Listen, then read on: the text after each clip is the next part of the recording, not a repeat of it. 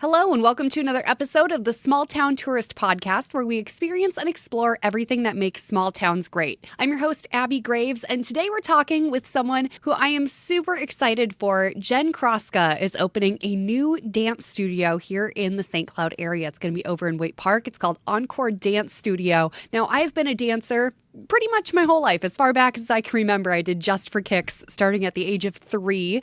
Did that all the way through high school. I even taught for a year. And then when I moved to St. Cloud, it just so happened to align perfectly with a dance studio for adults opening up, Revolver Studios, and they offered burlesque and chair dance and yoga classes and just everything that my body was craving after being without dance classes for a couple of years. So I got really involved with that community, and that's where I met Jen because she taught belly dance classes there, and we were all part of a big performance a couple times a year, and I've just always admired the way she teaches her classes, the connection she makes with her students, and just her love and passion for sharing her dance knowledge and her dance skills with the world. So I'm so excited that Jen is taking the leap and opening a brand new dance studio here in the St. Cloud area because I think it's something that is so desperately needed. And we'll get into that more with just how receptive this community is to dance and adults who want to dance. And I think it's just great that she's going to be offering this service once again because we've been without it now for a couple years. So I'm really excited to have Jen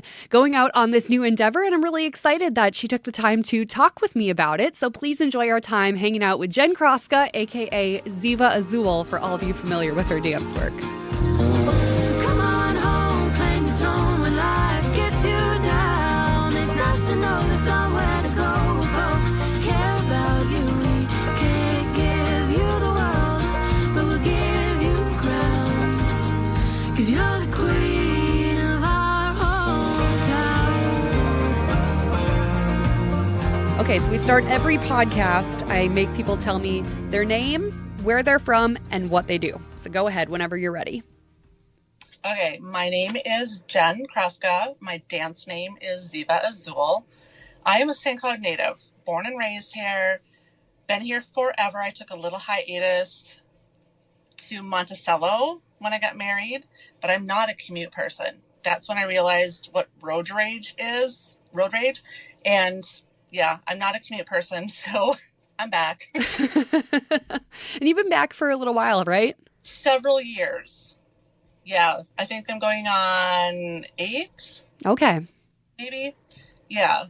And my family's here. We're pretty close. I mean, my brother lives in Forest Lake. He's like the farthest away. So we're all like right here. And even leaving and coming back, some things are the same as when I was growing up and some things are not. So there's that adjustment time. But it's a nice, tight community, so I do enjoy it. If you didn't, you wouldn't be back. That's plain and simple answer. Yeah. Yep. I work here. My kids go to school here. I went to school here. So yeah, there's just that history. What school? Do I dare ask? I know there's like rivalries and stuff. Yeah. So I'm a Tech alumni when it was by Lake George, and both my daughters are Sauk Rapids. Okay. Gotcha. So let's get into your dance background because that's how I know you, as we met through Revolver Studios when that was still open in the St. Cloud area. So give me a little bit about how you got into dance and then how you got into teaching it. So back in probably 2001, there was an offer through Community Ed for somebody teaching a belly dance class. And I have always been just intrigued by that. Because it's different, it's, mysterious. And I thought, ooh, that would be kind of fun. But I don't like to do things by myself. And nobody wanted to go with me. So I wasn't going to go. And then I left a very toxic, abusive marriage. And that class made me feel so empowered, so good about myself. And I just thought, I love this. I need more of it. And how come people aren't doing this? So I did that class, and then she left town, and there was nobody else around. So I thought, well, I still want to do this. So I searched online, and I found a mentor in California who certified me through her Goddess Life series. And in 2008, after I had my second child, I began teaching and I created Radiant Moon Belly Dance. And that was just the beginning of the journey that I didn't even know what it would be. So Before we get too deep into that journey, what was the certification process like? How did you go about even finding a mentor for this? Because this is the early 2000s. This is like baby internet stage. correct. Yeah, it was actually really hard. There is a nationally known school in the cities called Cassandra Shore School of Dance. However, it's not like I could freely go to the cities once a week for a couple hours at night. It was something that I had to find that was flexible with my working mom schedule. So I just Googled, thankfully we had Google, and just kind of felt out who I connected with as far as what I found as my mission for body empowerment made me feel good as a person, as a dancer, because I had just had a baby. I wasn't in any perfect shape, you know. So I came across Delphina and I just love her vibe and what she stood for and how every woman was a goddess and just embracing your curves regardless of what they may look like. And I just identified with that. So I reached out to her. I bought her entire series so that I could learn it and subscribed to her newsletter. And then she reached out to me and she's like, hey, I'm doing this teacher certification. I'm like, yes, I will. Yes.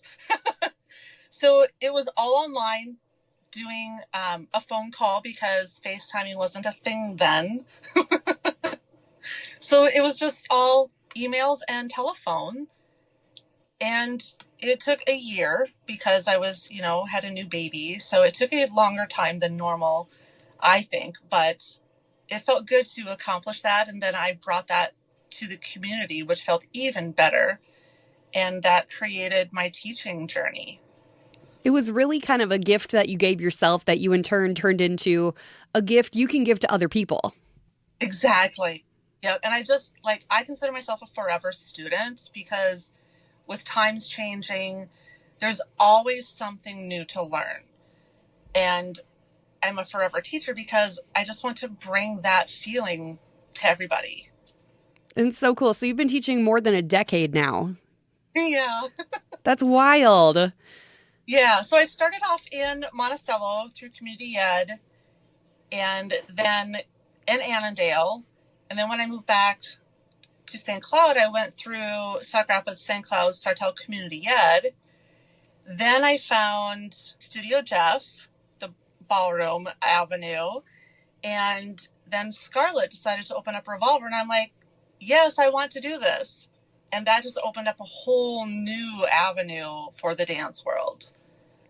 That whole Revolver Studios system, having that in St. Cloud, it wasn't here as long as I think any of us would have liked it to be here. It was just such a gift for the time that it was in our presence and available to us as students. I grew up dancing in Just for Kicks, so I did the high kick, I did a little bit of hip hop, taught for a little bit.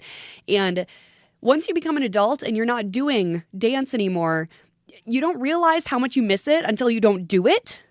It's Right. just such a joyful act, and moving your body in that way is such an expression of your inner self. And once Scarlett, now with Avy, opened their studio, it was just so nice because you're surrounded by a bunch of like-minded people all working towards the same goal, giving us all an opportunity to perform and create art. It's just such a gift. Yes. And then we had COVID. So Studio Jeff decided to close. They revamped into the studio, new owner, new concept. So it's still for creatives, but it's just not the dance space that it used to be, which happens. And Revolver became Lucent, which then closed. So there was nothing for us adult dancers who want to dance. There was nothing. And at first, I kind of got just busy doing my own thing. And then I came to realize that I really, really miss it. And the community really missed it. So when the opportunity came, I just thought, do I want to go back to a corporate 9-to-5 job? Not really. No, I'm better under my own direction. And you're a creative too, so like putting you into a box, that's just so hard. It really is. So I found this space, tried the nutrition club route, which is a good thing, but the location was not very well populated for that, not a lot of foot traffic. And I thought, well, heck, my passion is truly dance. So I converted it to a dance studio, and now it's Encore Dance, which I feel is perfect for those that want to come back to dance after years, want to start dance after years, or keep dancing as they age, because there is the last curtain drop, but there's always one more dance. There's always an encore. That is so exciting. So how has the process been from converting to a nutrition shop to a dance studio? Has there been a lot of big changes that need to be made to your space? Thankfully, no, because there was a large seating space, which became the dance space. So that was basically just repainting to what I wanted it to be for dance, and adding some mirrors. I was mentioning before I had a delay because the mirrors that I currently have in it, they don't make that size anymore. Oh, no. Then I'm like, well, now I have to remeasure where I need more mirrors to decide, do I want to go bigger, smaller, what? So, yeah. Important decisions. It is, yeah. So I don't have a complete dance space with all the mirrors where everybody would be, but it's functional the way it is. So that's still a good feeling. The hardest part was probably gutting the kitchen area and getting rid of like the sanitary sinks and covering the piping. And that's been the probably biggest delay, is getting rid of that. And I actually just got some of the piping covered. So now I really kind of feel functional. Yeah, that sounds kind of like a tripping hazard. Yeah. So I have my nice little lobby space, and I wanted to take out the counter that we had for the grant nutrition space, but it's kind of like a nice barrier, and it works well with the space and the vibe. As long as it's not in the middle of the floor, I think you're good to go. I think I'm good. And it's low enough that it could be perfect for if I threw something down from the ceiling. It's a nice photo drop. There you go. Dual purpose. I love it. So what classes do you plan to offer kind of right out of the gate when you open up? Right out of the gate, I am offering belly dance, and I'm offering ballroom without a partner, because that is one of the hardest things I found, because ballroom is my other dance passion, but you need a partner. And it's so hard to find a male partner or even female partner that wants to do ballroom. So after my years of being a student at Studio Jeff, I've learned a few things, and I've taken classes from a native Colombian. So we're going to do solo ballroom dancing. That sounds like so much fun, honestly, because we've all watched Dancing with the Stars. We all have at one point said, oh, how fun would it be to try that? But then you go through your roster on your phone, you're like, no one is going to do this with me.